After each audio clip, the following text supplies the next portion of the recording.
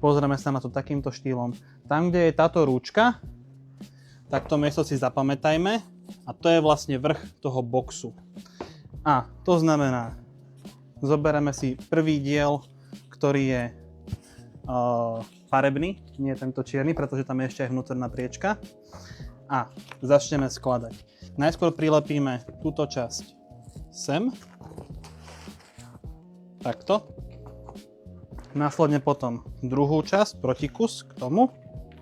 Taktiež je veľmi dôležité, aby ste sa pozerali, aby to bolo takto zárovno spolu, aby to potom spolu všetko pekne lícovalo. Aj tu to môžete krásne vidieť, aby to takto bolo. Tak. Teraz vyhneme jednu časť, zahneme boky. Nemusíte sa toho báť, zahnite to poriadne, nech to drží.